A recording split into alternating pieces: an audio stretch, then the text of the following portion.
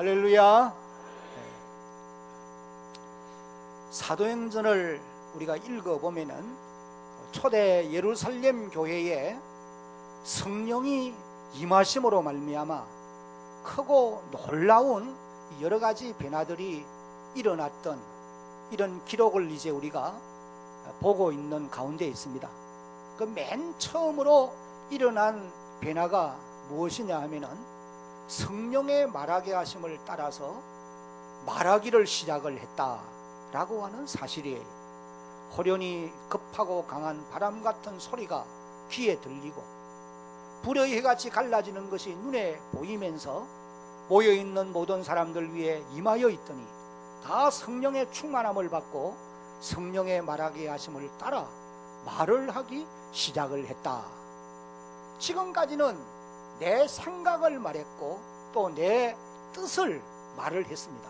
그런데 이제부터는 성령이 임한 이후부터는 성령의 생각을 말하게 되었고 성령을 따라서 살아가게 되었다는 거예요.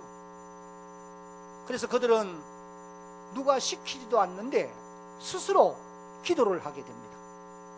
그리고 또 나가서 강하고 담대하게 복음을 전하는 그런 삶을 살아갈 수 있게 되어졌던 거예요. 여러분, 이런 변화가 오늘 우리들에게도 일어나야 할 줄로 믿습니다. 우리에게 성령이 임하셔서 성령의 말하게 하심을 따라서 말을 하고 내 생각하고 내 의지만 말하는 것이 아니라 성령이 말하게 하심을 따라 말을 하고 또 누가 이렇게 하라 저렇게 하라 시키지 않아도 여러분 스스로가 성령의 인도를 따라서 기도할 수 있고 그리고 또 담대하게 예수는 우리의 주님이시다 복음을 전할 수 있는 이런 사람들로 변화되어야 된다는 거예요. 그리고 또 이 사도행전 교회를 보면은 이사와 표적이 많이 나타났습니다. 우리가 사도행전 3장에서 이미 읽어보았습니다마는 나면서부터 안전병이 되어서 40년 동안 한 번도 걸어보지 못했던 사람이 예수 그리스도의 이름으로 일어나 걸으면서 성전 안으로 들어가며 나오면서 하나님을 찬미하는 이런 놀라운 역사가 일어나게 된 것입니다. 여러분, 오늘 지상교회 안에도 특별히 우리가 섬기는 이 대양교회 공동체가 함께 모여서 우리가 하나님 앞에 예배를 드릴 때에도 하나님께서 우리 가운데 기사와 표적을 많이 행하여 주시는 이런 역사가 있어야 할 줄로 믿습니다. 아멘. 우리는 이를 위해서 이 공동체가 이 자리에 모일 때마다 하나님 앞에 기도해야 됩니다. 하나님, 우리 가운데 기사와 표적이 많이 나타나게 해주십시오. 병든 자가 고침받게 해주시고 상처받은 심령들이 위로받게 해주시고 문제를 안고 하나님 앞에 나왔던 사람들이 그 모든 문제들을 다 해결받고 돌아가는 하나님의 기사와 표적이 우리 공동체 가운데 임하게 해주십시오. 이 기도가 저와 여러분이 끊임없이 올려드려야 할 기도의 제목인 줄로 기억하시기를 바랍니다. 그리고 또 이 사도행전 교회를 보면은 사람을 두려워하지 아니하는 이런 놀라운 역사가 일어나게 되었어요. 그들은 지금까지 문을 잠그고 숨어서 살던 사람들입니다. 그런데 성령이 임하신 이후부터는 강하고 담대합니다.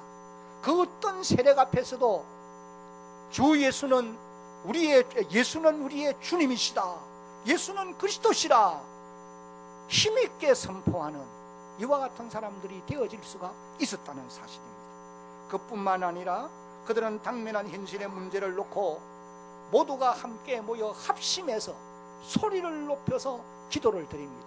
그렇게 했더니 하나님이 응답하심으로 모인 곳이 진동을 하고 무리가 다시 또 성령의 충만함을 받는 이런 놀라운 역사들이 계속해서 일어나고 있었다는 거예요.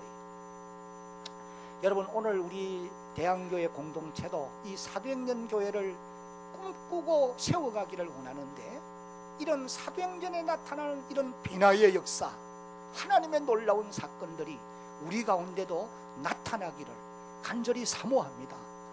여러분들도 기도하는 마음으로 사모하면서 나아와야 돼요. 그래서 우리 가운데 하나님이 이런 놀라운 변화의 역사를 일으켜 주시는 이런 은총이 임하기를 다시 한번 주님의 이름으로 축복합니다. 아멘. 오늘 우리가 읽은 이 본문을 보면은 성령이 임하심으로 또 우리가 한 가지 기억해야 될 놀라운 변화의 사건이 일어났던 이런 이제 모습을 우리에게 소개를 하고 있습니다. 그것이 무슨 일이냐? 여기 이제 기록되어 있는 말씀대로 자신의 재물을 자신의 것이라 말하는 자가 한 사람도 없고 밭과 집이 있는 자는 팔아 그 판 것의 값을 사도들 발 앞에 가져다 두었고 사도들은 각 사람의 필요를 따라서 나누어 주는 이런 놀라운 차원 높은 삶을 살기를 시작했다. 한마디로 말하면은 지금까지는 움켜쥐는 삶을 살았는데 이제부터는 나누는 삶을 살아가게 되어졌다는 것이에요. 한번 따라합시다. 나누는 삶을 살게 되었습니다. 이런 삶은 차원이 높은 삶입니다. 아무나 살아갈 수가 없는 것입니다. 사람은 다 욕심이 다 있게 되어 있어요. 재물에 대한 욕심이 없는 사람은 이 땅에 있을 수가 없습니다. 그런데 이제는 움켜쥐는 삶이 아니라 나누는 삶을 살게 되어졌다는 거예요. 다시 말하면은 진정한 구제를 하게 되어졌다. 사람이 사람을 의식하고 구제하고 성교하는 이런 형식에 치우칠 수 있습니다. 그러나 성령이 임하심으로 성령의 감동을 따라하는 구제와 성교는 하나님이 기뻐하시는 진정한 구제가 될 수 있고 진정한 성교가 되어질 수가 있다는 사실이에요. 여러분, 성령이 임하심으로 사람들의 가치관이 이제는 바뀌게 되어진 것입니다. 보는 시각이 달라지게 되어졌어요. 이제는 땅의 것이 아니고 하늘의 것을 바라보게 되었고 차원이 낮은 것이 아니라 차원 높은 것을 생각하고 말하고 이제는 행동으로 옮기게 되어졌다는 거예요. 물질에 대해서 자유하는 마음이 생기게 되었습니다. 자기의 재물을 자기의 것이라 하는 이가 하나도 없더라. 그래서 자신의 소유로 구제하고 성교하는 일을 하게 되어진 것입니다. 뿐만 아닙니다. 불쌍한 사람들에게 긍휼과 자비를 베풀게 되었고 그리고 나아가서는 선한 사업에 헌신을 하게 되어졌다는 거예요. 사랑하는 성도 여러분, 오늘 저와 여러분들에게도 성령이 임하시게 되면 이런 변화의 삶을 살아갈 수 있게 될 줄로 믿으시기 바랍니다. 여기 성경에 기록되어 있는 이 사람들의 삶은 이상적인 우리가 따라갈 수 없는 차원 높은 삶만은 아니라는 거예요. 오늘 우리에게도 성령이 임하시면 우리도 이런 높은 차원 높은 삶을 살아갈 수 있는 그런 놀라운 은총이 임하게 되어진다는 거예요. 이런 삶을 살아가는 자들에게는 하늘의 기쁨을 맛보며 살아가는 그런 삶이 되어질 것입니다. 김무yen 씨가 쓴 가난한 자는 복이 있나니 그런 아주 소책자입니다. 그런 책의 주인공이 최춘선 할아버지예요. 아마 그런 이 최춘선 할아버지에 대한 내용은 아마 들어보신 분들이 많이 계실 겁니다. 김무yen 씨가 이 그 드라마 다큐멘터리로 아주 만든 그런 그 드라마도 이제 영상도 이제 나온 것을 우리가 볼 수가 있는데 이 최춘선 할아버지의 별명은 맨발의 천사입니다. 그분은 통일이 되어질 때까지 통일이 올 때까지 신발을 신지 않고 맨발로 다니겠다는 겁니다. 그래서 그 음동설안에도 맨발로 다니면서 약 한 30여 년을 맨발로 다니면서 지하철을 오고 가면서 복음을 전했던 그런 사람입니다. 그래서 그를 맨발의 천사라 그렇게 이제 붙여준 것입니다. 이 최춘선 할아버지는 일찍이 일본 와세다 대학을 졸업을 했고 5개 국어를 능통하게 할 수 있는 수재였다고 합니다. 그리고 또 청년 시절에는 김구 선생을 도와서 독립운동에 열정을 다한 독립운동가였다라고 분명히 말하고 있습니다. 60년대 아주 초에 승용차를 5대 정도 가지고 있을 정도로 부유한 사람이었다, 그렇게 이제 기록을 한 것을 봅니다. 그런 동경 유학 중에 복음을 받게 되었고 성령을 체험하게 되어서 믿음의 사람이 되어진 것입니다. 이 최춘선 할아버지는 큰 부잣집 아들이었기 때문에 아버지로부터 많은 유산을 상속으로 받았어요. 기록을 보면은 자신이 간증한 내용 가운데도 그런 말이 있습니다. 김포공항으로 들어가는 그 입구에서부터 저 인천 계로까지 수십만 평의 땅이 유산으로 받은 자기의 소유였다고 그렇게 말을 했습니다. 그런데 그가 이제 유산으로 받은 그 많은 땅을 사도행전 교회 성도들처럼 자신의 재물을 자신의 것이라 말하지 않고 6.25 이후에 실향민들과 그리고 가난한 사람들, 그리고 자기를 찾아와 도와달라고 하는 사람들에게 나누어 줬다는 거예요. 그냥 깨주는 거예요. 그때 아마 여러분들도 갔으면 한몫 얻었을 수 있었습니다. 우리가 몰랐지요. 네. 그래서 그 많은 땅을 그런 곳에 이제 사용을 했고, 그 다음에는 길거리를 떠도는 이 노숙자들과 그리고 가난한 이 거지들을 자기의 집으로 초청해서 그들을 먹이고, 그 다음에는 고아원을 세워서 무슨 단체나 정부로부터 도움을 받지 않고 이런 곳에 자기의 소유를 다 사용했다는, 나누는 삶을 살게 되어진 것입니다. 그리고 또 오남매의 친자녀들도 목사와 교수 등으로 훌륭하게 길러낸 그런 어른이라고 기록을 했습니다. 이 최춘선 할아버지는 자기의 소유를 이렇게 다 나누어 주고서는 그는 매일 지하철을 오고 가면서 이제 복음을 전했던 그런 전도자였어요. 그분이 전하는 메시지의 내용이 다른 사람들이 들으면은 도무지 이해가 잘 안 되는 거예요. 그리고 또 보통 일반적인 세상 사람들은 그 할아버지를 보면서 정신이 조금 이상한 그런 사람으로 볼 수밖에 없었던 그런 어른이었어요. 근데 주로 그분이 외친 메시지가, 말씀이 어떤 내용이냐 하면 이런 거예요. 한번 이제 보시기 바랍니다. 첫 번 문장 한번 읽어봅니다. 시작. 우리 하나님은 자비로우십니다. 여러분, 이 말씀 속에는 엄청난 의미가 함축되어 있습니다. 그분이 평생 하나님이 어떤 분인가를 알아오고 또 알아오고 알아온 다음에 표현할 말씀이 이 말씀이에요. 우리 하나님은 자비로우십니다.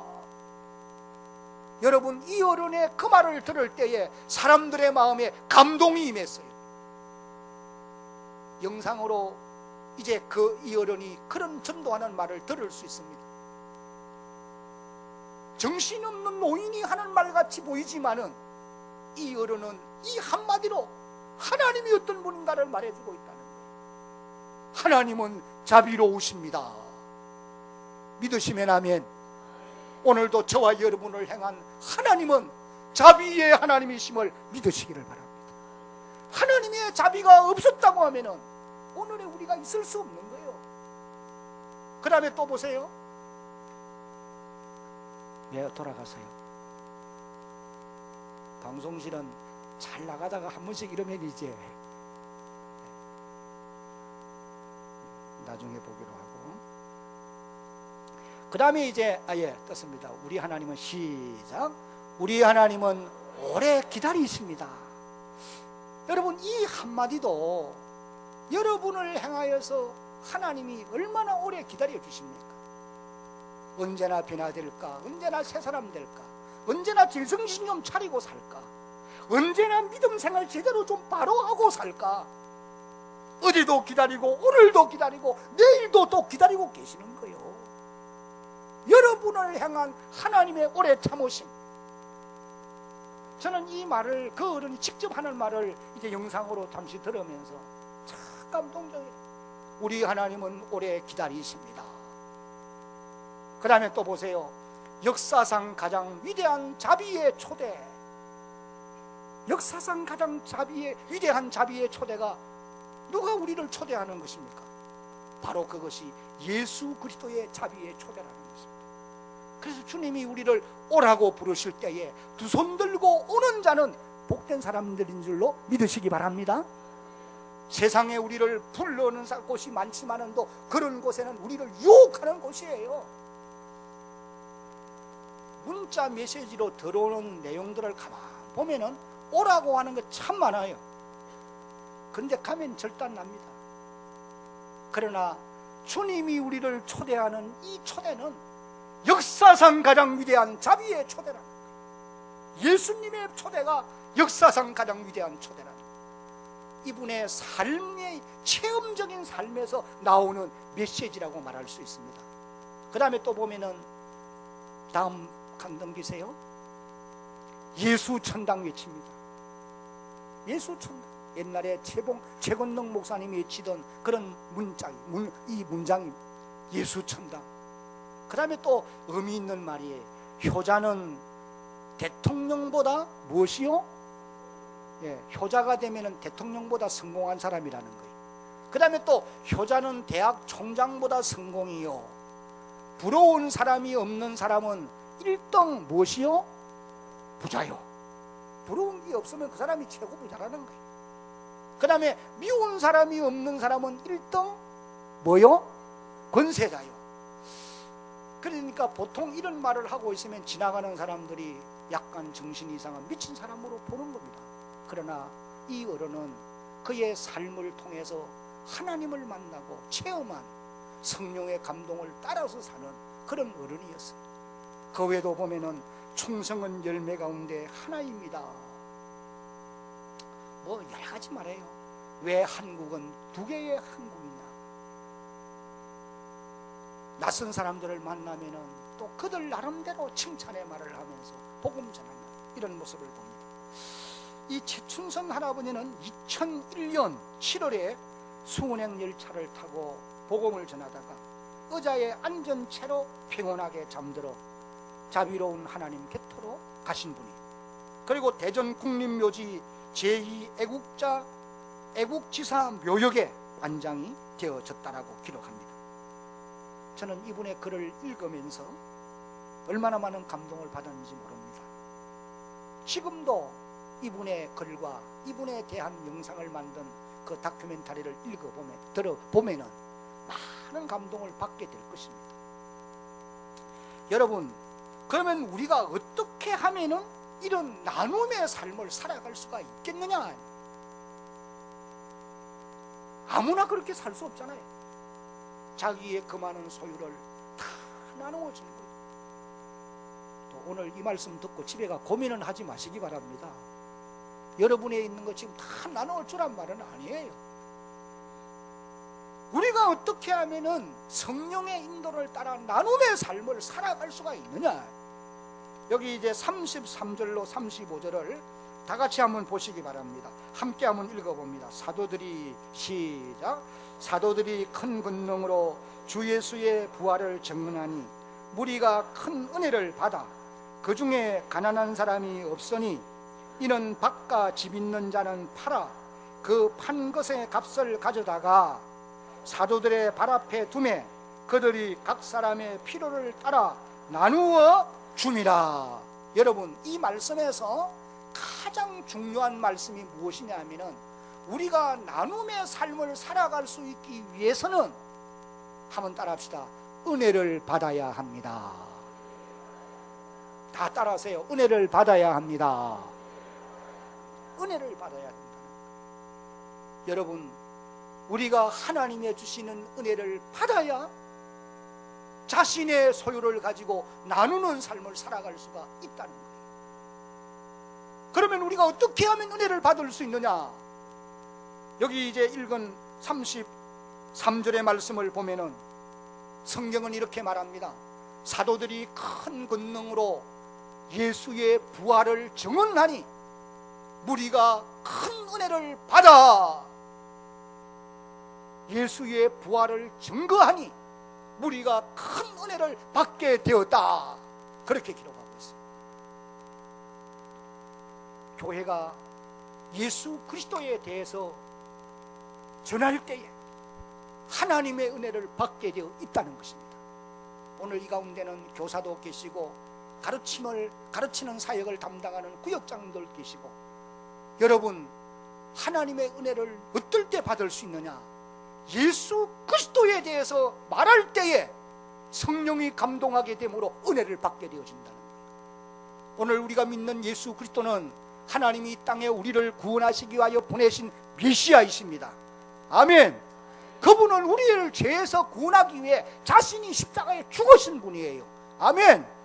우리를 하나님 앞에 의로운 사람으로 세우기 위해서 다시 살아나신 분인 것입니다.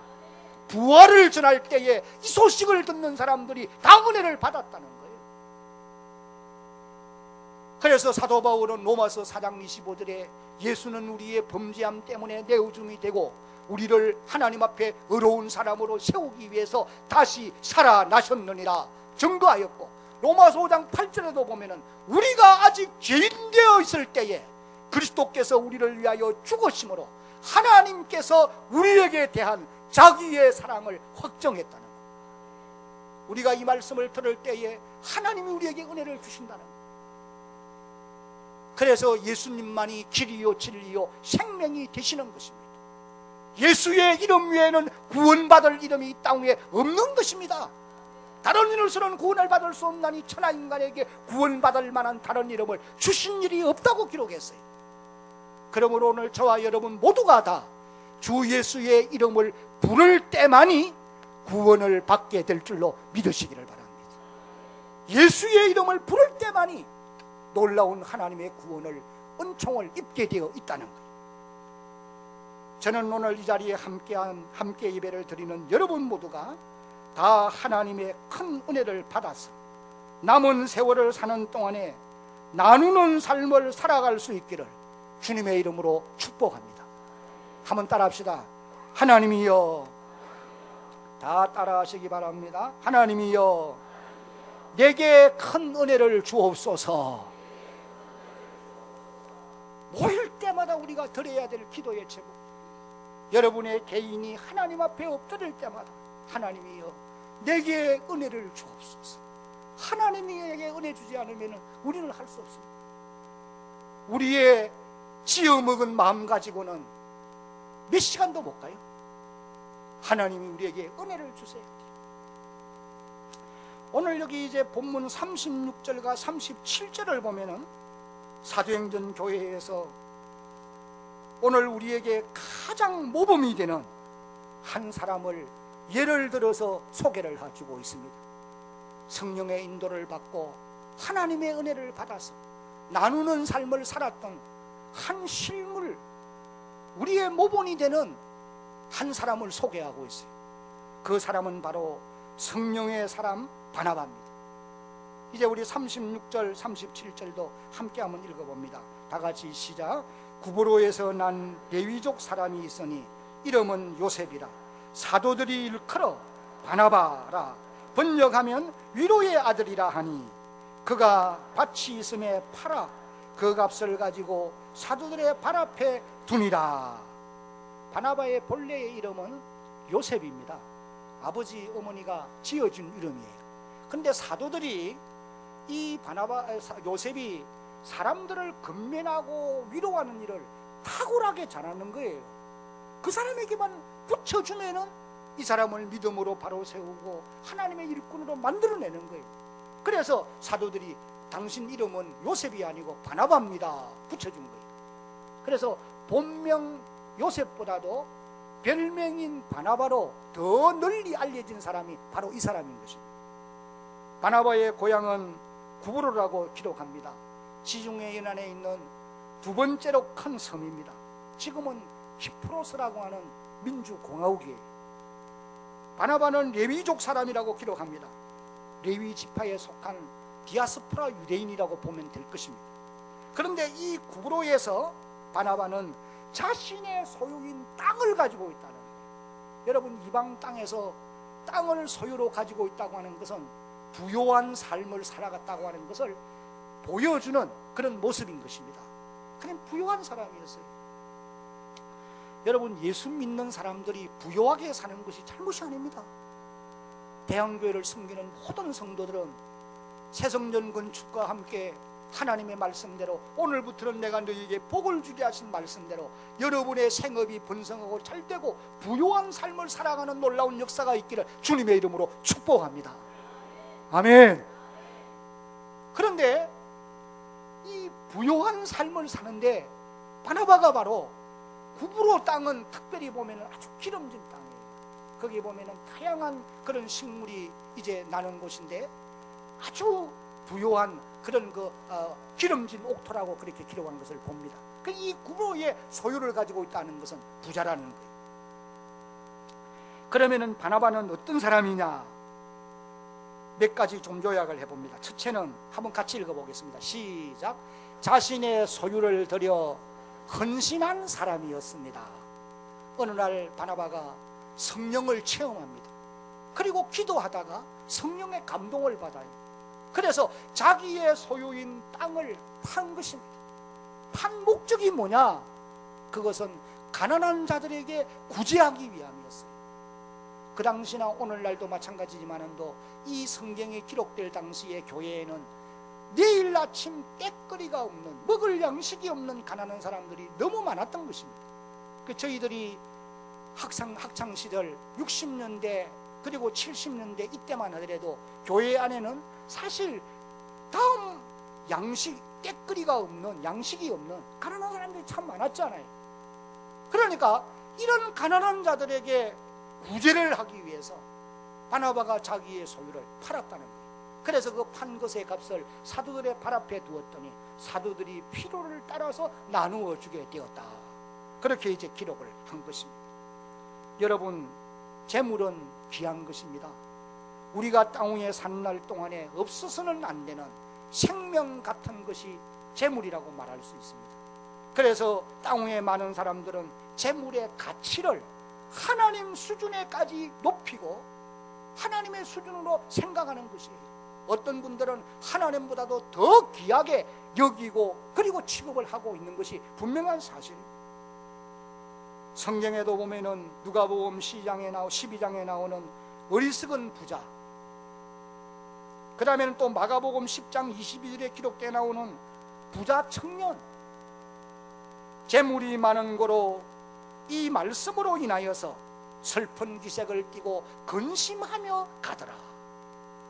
여러분, 오늘 이 땅에도 이 부자 청년처럼, 어리석은 부자처럼 재물 때문에 하나님을 떠나기도 하고 하나님을 버리기도 하는 자들이 없잖아 있다는 거예요.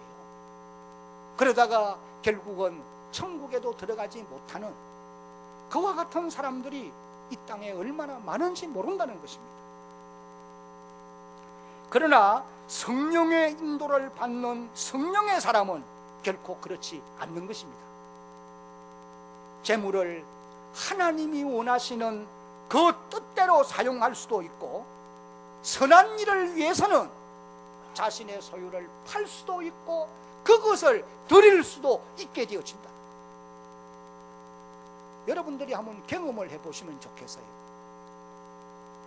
내가 마음으로 작정을 할 수 있습니다.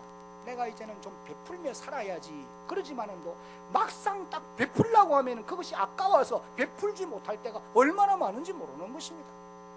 그러나 성령의 인도를 받게 되면 내 소유가 내 것이 아닌 줄 알고 그것을 가지고 하나님을 위하여 드릴 수도 있고 가난한 자들을 구제할 수도 있고 선한 목적을 위해서 사용할 수가 있다는 거예요.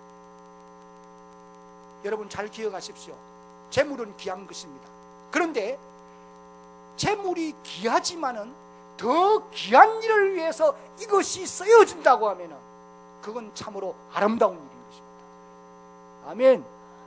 여러분의 귀한 것이 더 귀한 일을 위해서 쓰여지는 역사가 있기를 주님의 이름으로 당부합니다. 이것이 중요한 것이. 저는 오늘 여기 함께한 저와 여러분 모두가 성령의 사람 바나바처럼 자신의 소유를 들여서 구제하며 살아갈 수 있는 그런 성숙한 하나님의 사람으로 자라갈 수 있기를 예수님의 이름으로 다시 한번 축복합니다. 아멘. 두 번째 바나바는 다 같이 한번 읽습니다. 시작. 인격적으로 성숙한 사람이었습니다. 사도행전 1장 24절 같이 읽습니다. 시작. 바나바는 착한 사람이요 성령과 믿음이 충만한 사람이라 이에 큰 무리가 죽게 더하여 지더라. 바나바는 착한 사람이요. 여기 착한 사람이란 말은 성숙한 인격을 갖춘 사람이라 그런 뜻이기도 하고, 또 사람들에게 덕을 세우고 선한 일을 행하는 사람이라고 하는 그와 같은 의미이기도 한 것입니다. 여러분, 성령이 임하게 되면은 우리의 인격이 성숙의 자리로 나아가게 되는 것입니다. 왜냐하면은 성령의 열매 가운데 보십시오. 사랑과 희락과 화평과 그 다음에 뭐요? 오래 참음과 자비와 양성과 충성과 온유와 그 다음에 뭐요? 절제니, 이런 성령의 9가지 열매들이 다 하나같이 우리의 인격을 자라게 만드는 거예요. 그래서 성령에 충만하게 되면은 여러분의 인격이, 우리의 인격이 성숙해져 가게 되어 있다는 거예요. 성령이 임하면은 단순히 방언을 하고 예언을 하고 통역을 하고 병든 자를 고치고 그런 은사만 나타나는 것이 아니라는 거예요. 성령이 임하게 되면은 우리의 모난 인격이 다듬어져서 성숙한 사람으로 자라가는 역사가 일어나게 되어진다는 것입니다. 그렇게 해서 하나님의 교회에 좋은 일꾼으로 만들어 가신다는 거예요. 디모데전서 3장을 읽어보면 사도 바울이 교회의 직분자를 세울 때는 자격을 말합니다. 성숙한 인격자를 세우라는 거예요. 그래서 외인들에게서도 칭찬받는 자라야 할지니 그랬어요. 여러분, 세상 사람들이 아무나 보고 칭찬합니까? 자기들과는 차원이 다른 삶을 살아야, 그래야 칭찬을 하게 되어 있는 거죠. 또 사도행전 6장에도 보면은 교회 안에 7 집사를 세울 때에 사도들이 자격을 말하면서 믿음과 성령이 충만하고 사람들로부터 칭찬받는 사람을 세울지니 7을 세우라는 거예요. 그래서 5절을 보면은, 사도행전 6장 5절을 보면은 자격을 갖춘 서대반과 빌립과 브로그로 니가노로 디몬 바메나, 이런 사람들을 세운 것을 우리가 보게 되어지는 것입니다. 여러분, 거제도에 가면은 몽돌 해수욕장이 있어요. 아직도 못 가보신 분들 혹시 계십니까? 금년 여름에 한번 가보시기 바랍니다. 거기 가면은 그 몽돌이 그냥 해변가에 쫙 펼쳐져 있잖아요. 그런데 그 몽돌은 손으로 만져도 촉감이 좋고 그 위로 맨발로 다녀도 상처가 입지 않습니다. 왜? 몽돌이기 때문에. 여러분, 그 몽돌을 보면서 좀 생각해 보시기를 바라요. 이 몽돌이 어떻게 이렇게 되었을까? 모난 부분이 없이 이렇게 만지면 촉감이 좋고 살길에 부닥쳐도 다치지 않고, 여러분, 그것이 하루아침에 그렇게 된 건 아니에요. 처음부터 또 그렇게 만들어진 건 아닐 것입니다. 저는 이런 생각을 해봤어요. 거제도 앞바다의 거센 파도가 들어오고 나가고 들어오고 나가면서 모난 부분을 깎고 또 깎고 또 깎았기 때문에 모난 부분이 없어지고 몽돌이 되어진 것이다. 제가 그 월드비전 부산 지부에 가서 이런 그 말씀을 전했더니 지부장이 자기의 그 별명을 몽돌이라고 붙이더라고. 그래서 카톡에 보면은 몽돌로 늘 올라와요. 여러분들도 집에 가거든 몽돌로 좀 고쳐보면 좋을 것 같아요. 왜? 의미가 있으니까. 모난 부분이 없잖아요. 그냥 그 장로님 진짜 몽돌이 모난 부분이 없어요. 여러분, 오늘 우리의 인격도 마찬가지. 처음부터 성숙할 수가 없어요. 예수를 오늘 믿었는데 내일 모레 되었는데 천사가 될 수 있느냐? 여러분, 예수 오늘 내일 믿었는데 그 사람이 변화되기를 기대하면 그건 잘못된 것입니다. 경험해 보는 바와 같으면 경험해 볼 수 있는 일입니다만은 절대로 1년 2년 가지고도 어렵습니다. 세월이 지나야 되고 세월과 함께 훈련이 필요하고 성령에 의하여 깎이고 또 깎이고 다듬어지면서 우리의 모난 부분들이 점점 다듬어져서 우리의 인격이 성숙해지는 줄로 깨달으시기를 바랍니다. 바나바는 인격적으로 성숙했다는 거예요. 왜? 성령에 의하여 많은 훈련을 받았기 때문에. 그 다음에 세 번째로 바나바는 다 같이 읽겠습니다. 시작. 근면하고 위로하는 일을 잘하는 사람이었습니다. 성령은 위로의 영이십니다. 성령이 임하시면은 사람들을 위로하게 되어 있고 사람들을 근면해서 바로 세우게 되어져 있어요. 바나바는 사도행전 교회와 안디옥 교회에서 실제로 근면하고 위로해서 사람들을 세웠던 이런 사람이라고 성경이 기록을 하고 있는 것입니다. 여러분 사도행전 11장을 읽어보면 25절 이후에 바나바가 길리기아 다소 바울의 고향을 찾아가서 은둔 생활하고 있는 사도로 이 바울을 만나서 데리고 옵니다.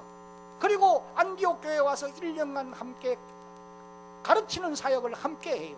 그래서 이 바울을 바울이 되게 만든 사람이 누구냐? 바나바입니다. 그리고 또 사도행전 15장을 읽어보면 마가 요한을 데리고 이제 2차 전도여행을 떠나는 이런 기록을 볼 수 있어요.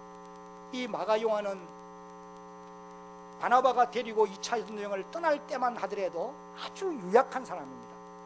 그런데 이 마가 요한이 1차 복음을 전하러 가는 바울과 바나바의 수종자로 함께 동행했어요. 그런데 밤빌리아라고 하는 곳에 가서 여러 가지 상황이 어렵단 말이에요.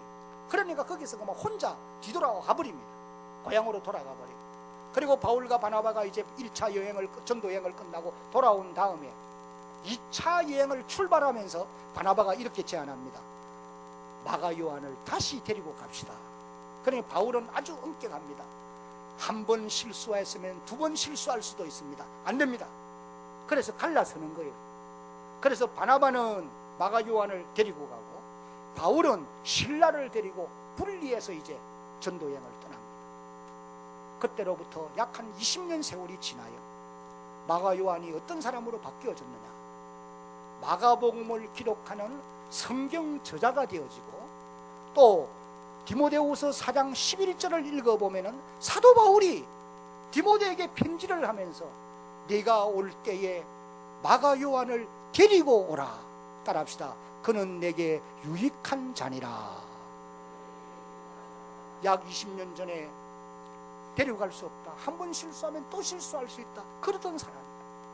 그런데 바나바가 그를 데리고 다니면서 근면하고 위로하고 붙들고 넘어지지 않도록 해주고 그렇게 해서 하나님의 사람으로 만들어내었다는 거예요. 여러분 오늘 하나님의 교회 안에 이 바나바와 같은 사람이 참으로 필요한 시대입니다.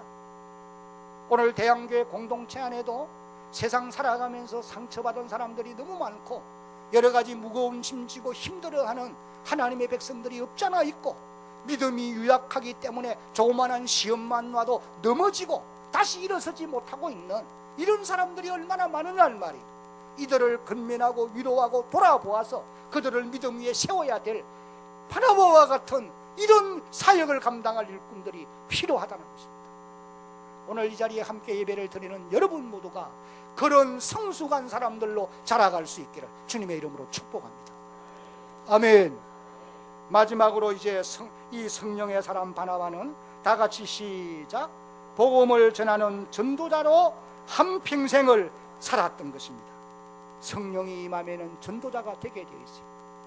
왜냐하면 성령이 임하는 목적이 궁극적으로 따지면 복음을 전하여 사람을 구원하는 데 있다고 하는 사실입니다.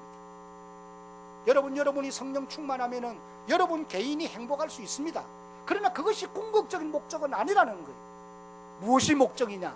여러분의 입을 열어 복음 전해서 사람을 구원하는 데 있다는 사실입니다. 사도행전의 기록이 그것을 우리에게 가르치고 있는 것입니다. 그래서 사도행전 4장 31절에 보면 다 같이 이제 이 말씀 한번 읽어봅니다. 시작. 비둘기를 다음에 모인 곳이 진동하더니 무리가 다 성령이 충만하여 담대히 하나님의 말씀을 전하니라. 말씀을 이제 맺겠습니다. 여러분 모두에게도 성령이 임하심으로 이 바나바처럼 성숙한 인격의 사람이 되어지고